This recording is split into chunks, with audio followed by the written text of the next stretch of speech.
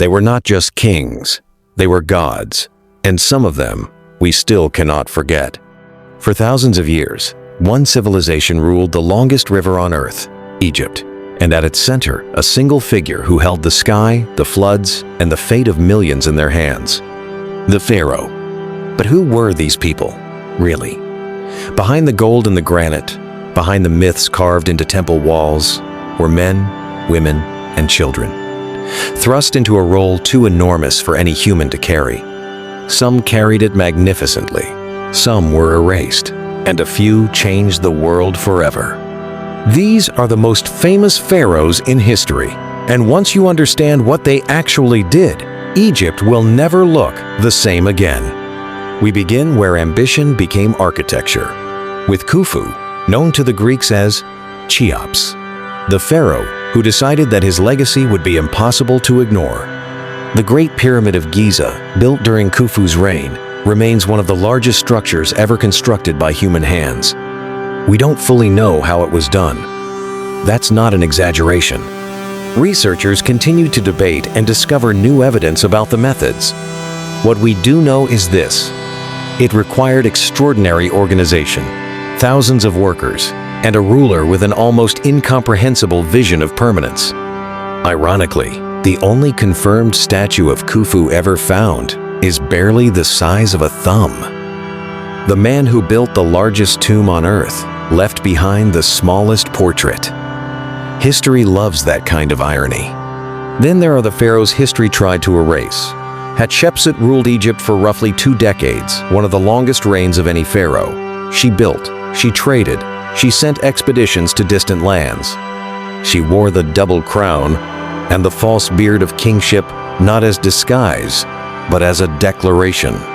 Her mortuary temple at Deir el-Bahari still stands today, an architectural statement so ahead of its time that architects centuries later would echo its design. She didn't just rule Egypt. She expanded it, enriched it, and built monuments worthy of any pharaoh who came before or after. And then, after her death, someone tried to delete her. Her name was chiseled from monuments. Her statues were smashed and buried. For a long time, scholars didn't even know she had existed. It took modern archaeology to bring her back. No list of famous pharaohs survives without Ramesses II. He ruled Egypt for decades, well into his 80s by most accounts, an almost unheard of lifespan in the ancient world. He fought wars. He signed what is considered one of the earliest known peace treaties in recorded history with the Hittites. And then he made absolutely sure no one would ever forget him. He carved his face into cliffs. He plastered his name over monuments built by others. Ramesses II was, in many ways, the world's first master of self-promotion. And it worked. 3,000 years later, we still know his name. And then there is the pharaoh who was almost nobody until he became everybody. Tutankhamun, a boy king who died young, whose reign was brief, whose historical significance at the time was minor. He was buried, forgotten. And then, in the early 20th century, archaeologist Howard Carter found a sealed door in the Valley of the Kings. When asked if he could see anything, Carter reportedly said, "Yes, wonderful things." The tomb of Tutankhamun was found largely intact, a miracle of preservation, in a valley where nearly every other royal burial had been looted.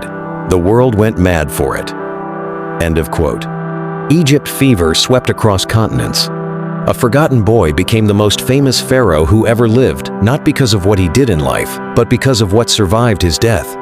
Here is what strikes you when you stand in front of a pyramid, or walk through a temple, or look into the golden face of Tutankhamun's mask. These weren't myths. They were people. They had fears. They had rivals. They had mornings where the weight of being a living god must have felt unbearable. And yet, what they built has outlasted every empire that came after them.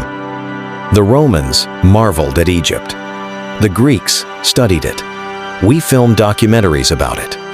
Every generation returns to the same monuments, the same names, the same question: how? The pharaohs wanted immortality.